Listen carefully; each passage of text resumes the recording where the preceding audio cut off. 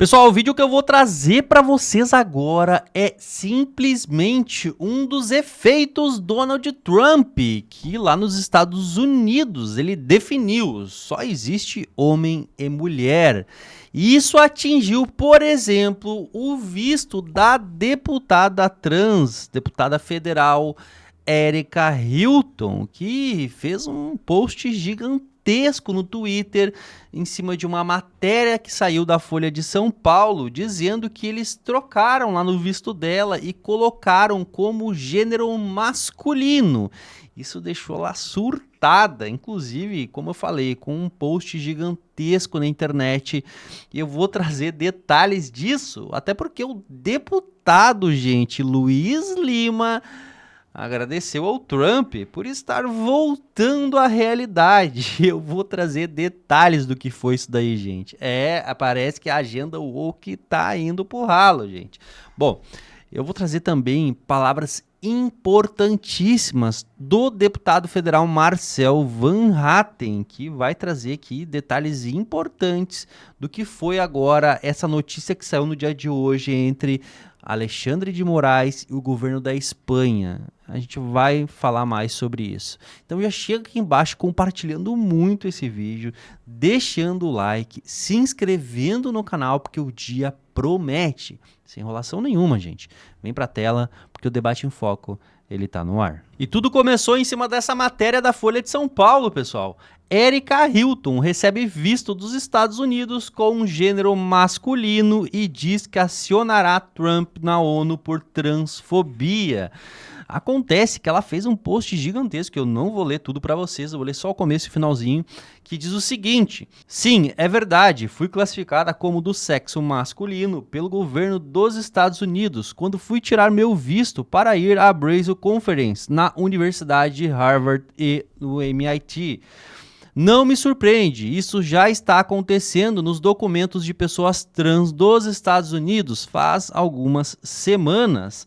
E aí no final ela diz o seguinte: e essa lista de alvos continua crescendo e faz parte de uma agenda política de ódio global, que também não para nos Estados Unidos, mas aqui no Brasil é uma agenda política de ódio que já derrotamos uma vez e derrotamos quantas vezes forem necessárias.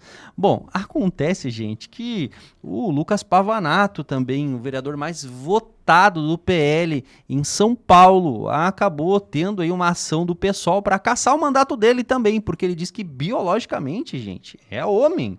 Inclusive, se precisar de uma consulta ou qualquer tipo de procedimento médico, biologicamente terá que ser tratado como homem e não como mulher. Acontece que o pessoal se indigna com isso, gente. Eles vão para cima, entram com ação, aquela coisa toda que você sabe muito bem. Mas o deputado Luiz Lima vai comentar o assunto. Vejam só. E do Rocha saiu agora aqui no Globo.com que o governo Trump altera gênero da deputada Erika Hilton para masculino em visto para os Estados Unidos. E segundo a deputada, transfobia de Estado não é transfobia. Se cada cidadão que possui um passaporte vê no visto americano, seja esse visto emitido há alguns anos atrás, está lá, sexo, masculino ou feminino. Deputada Erika Hilton, não é uma questão de transfobia, é uma questão de verdade. Se você tiver um problema de saúde, se você tiver um problema de segurança, se acontecer um acidente, Deus me livre, para você identificar ali a pessoa, você tem que ter no documento o que realmente você é biologicamente. É isso, parabéns ao governo Trump por estar voltando ao mundo real. Obrigado, presidente Hildo. É importante lembrarmos que o país em tela, El Salvador, está chamando a atenção, como disse o deputado Luiz Lima aqui, do mundo todo, pela forma contundente como seu presidente Bukele está encarando a criminalidade. Diferentemente do Brasil, que está beneficiando o crime.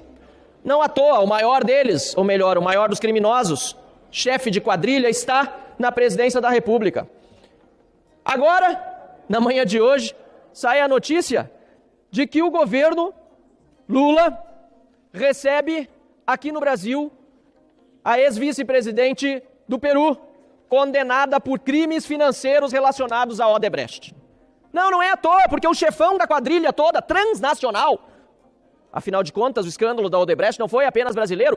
Lula e o PT estenderam os tentáculos da sua máquina de corrupção por toda a América Latina, via Odebrecht, Peru, Panamá e tantos outros países.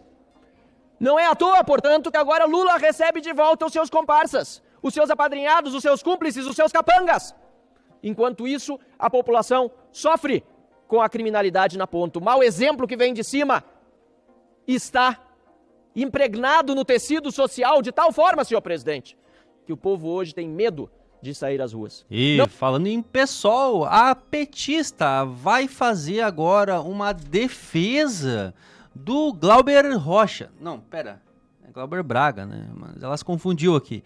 Ele que tá aí há 8 dias fazendo greve de fome, porque ele tá fazendo um protesto para não ser caçado, gente. Ele tirou lá chutes um membro do MBL do Congresso. Vejam só o que ela vai dizer. Senhor presidente, peço a Vossa Excelência mais um minuto para que eu possa, nesse momento, anunciar a visita que fiz ao deputado Glauber Rocha. O presidente dessa casa sabe perfeitamente, desculpe, eu falei Glauber Rocha, mas Rocha é porque eu confundi o nome do presidente da mesa, o Hildo Rocha, com o Glauber. Mas eu visitei essa manhã o deputado Glauber. E o deputado Glauber está entrando no seu 8º dia sem se alimentar. Isto não é bom para essa casa, porque nós entendemos que foi covardemente, cruelmente, colocar e votar a cassação deste deputado. Um deputado brilhante, não só para o estado do Rio de Janeiro, um deputado em qual o estado do Rio de Janeiro se levanta contra essa casa. E o presidente desta casa, Hugo, não merece ter aqui, daqui a pouco, um defunto, porque ele não vai abrir mão, porque ele é determinado e é preciso que o presidente dessa casa tome uma posição e cada líder de sua bancada possam ter uma solução de saída. Senhor presidente, nós já vimos coisas incríveis aqui nessa casa. Cassar o mandato de um deputado que defendeu, principalmente na semana em que sua mãe faleceu, vem e agride esse deputado fora do plenário, porque já houve agressões aqui fora do plenário, não foi nem para a comissão de ética, mas fora do plenário. Ele defende, senhor presidente, não podemos de forma nenhuma cassar o mandato de um deputado. Aliás, nós podemos até fazer aqui uma prova. Perguntar ao estado do Rio de Janeiro, que votou no Glauber, se nós devemos cassá-lo. Porque é assim que deveríamos nos comportar com cada cassação que nós aqui julgamos representar o Brasil inteiro, mas no momento nós representamos o nosso estado do Rio de Janeiro. E como deputada do estado do Rio de Janeiro nessa casa, respeito os eleitores do estado do Rio de Janeiro que elegeram esse homem. O Glauber é, sem dúvida, um brilhante parlamentar. Se houve exagero de palavra aqui, muitos de nós não estaríamos mais aqui. Então, é importante, senhor presidente, é o apelo que faço, o senhor em exercício, que nós tomemos uma providência e tiramos o Glauber desta injustiça que foi cometida. Engraçado como petista sempre acha uma manobra diferente para conseguir contornar uma situação democrática, que aqui não tem nada de antidemocrático. Ele está passando por todo o rito, conselho de ética, depois da votação, relator, vai para plenário, o plenário tem que votar. Então, sim, está passando por todo o rito democrático, mas para eles é antidemocrático, mas não só isso.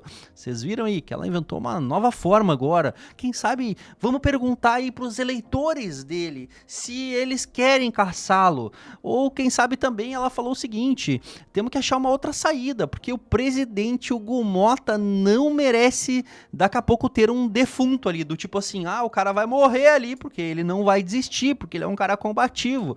Então ele vai acabar morrendo ali de fome.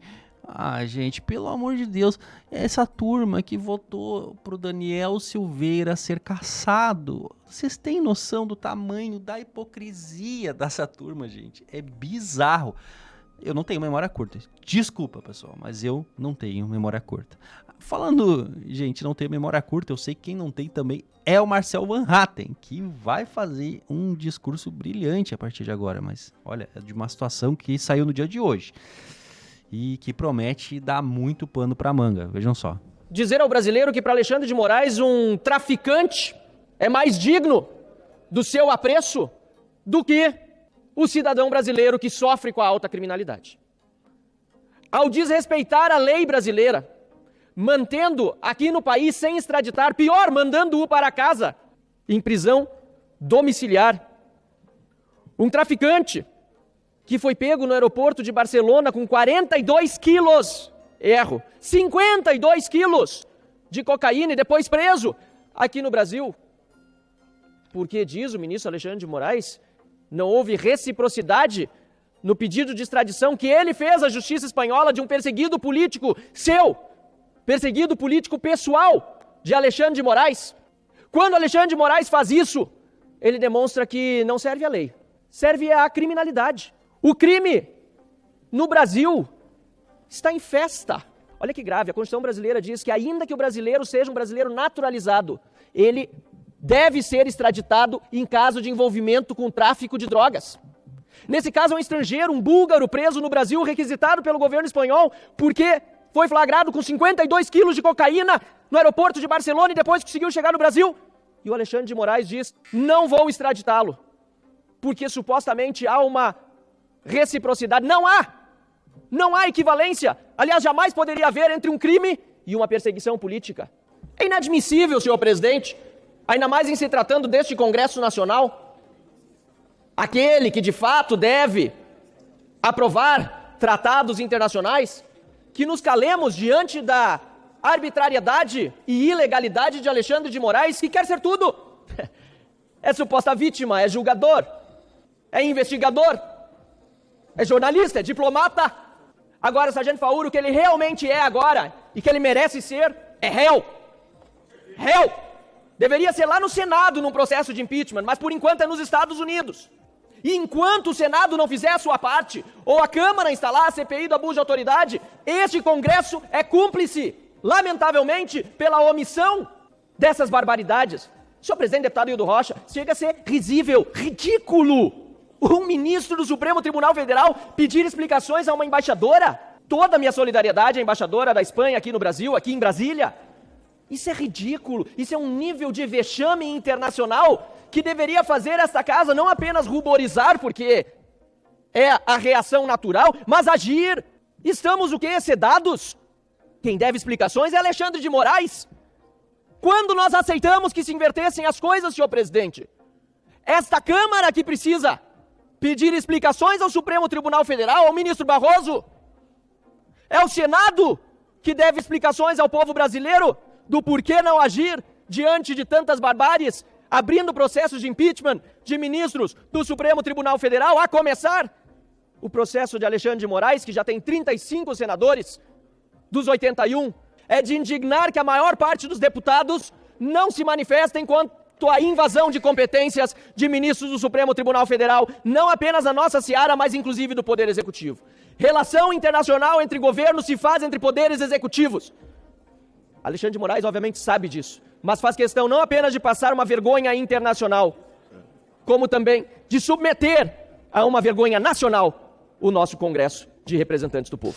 Tá aí, pessoal, vocês viram, né? Que situação e que coragem aí, né, do deputado federal Marcel Van Hatten, combativo deputado da direita, que tá sempre aí no front, dando a cara dele a tapa. E olha, são esses deputados aí que a gente merece estar de olho nas eleições sempre, porque muitos outros estão escondidos nessa hora. Vocês sabem do que eu tô falando. Bom, eu quero saber a opinião de vocês sobre tudo que vocês viram aqui, não é mesmo? Não se esqueçam de deixar o like, compartilhar o vídeo, se inscrever no canal e ativar o sininho, gente. Tem muito vídeo chegando no dia de hoje. Logo mais, a gente se vê.